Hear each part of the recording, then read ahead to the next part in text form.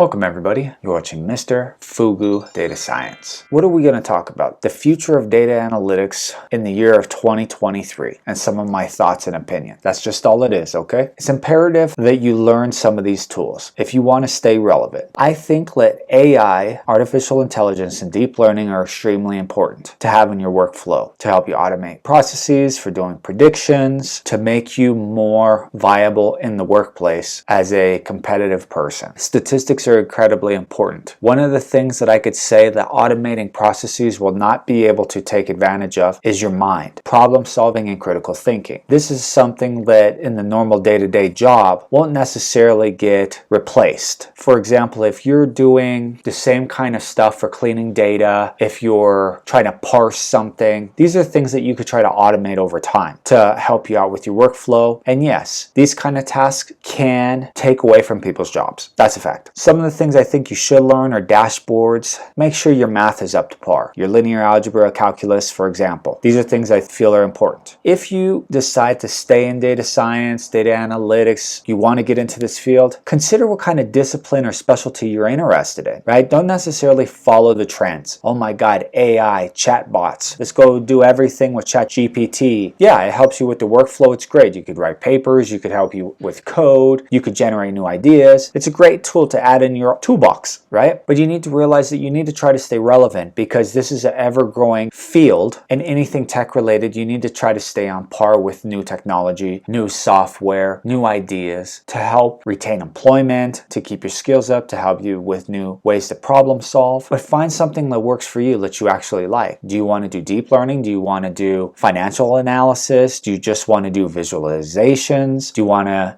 do algorithm work? Figure out what works for you. Don't just jump along and figure out, the next hot thing, because maybe you don't like it. Maybe it pays great, but it's something you might not understand or have full interest in. Do something you like. And if not, try to do something that could at least keep you employed. And above all, for whatever you're working on, try to understand what the real world applications are for this stuff. That's really important, to try to figure out how to actually apply this stuff to the real world instead of just theory. That's something that can get overlooked very easily coming from academia. So since there's been a shift in the job market, I think that people, instead of being up in arms about jobs that are going to get replaced, think about ways to stay competitive. Think about skills that you could attain to make yourself interesting to a potential company or a new client if you are an independent contractor, whatever it may be. And this isn't exactly just for tech jobs. Understand that. This applies for your whole life. Change your way of thinking in order to help yourself instead of thinking that the end is near and everything is bleak. Try not to think that way. Think about your future. The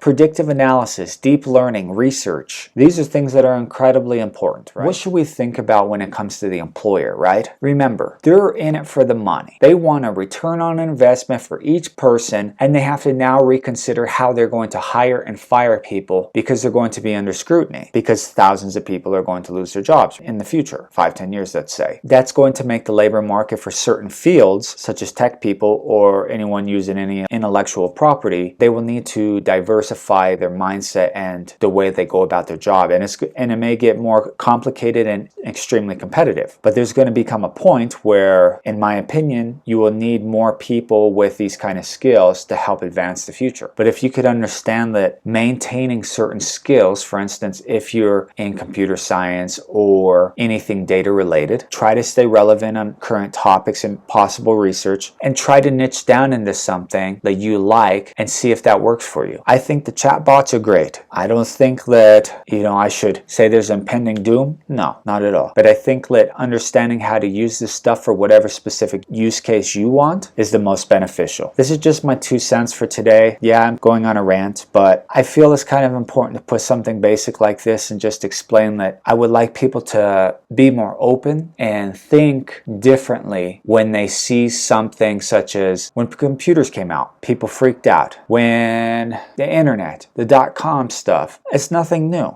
just look back on the past and figure out how it may relate slightly and adapt. Now, I was told this when I was a kid, and I leave that with you. But as always, like, share, and subscribe. And if you subscribe, turn on that notification bell. Thanks for watching. I'll see you in the next one. Later. Bye.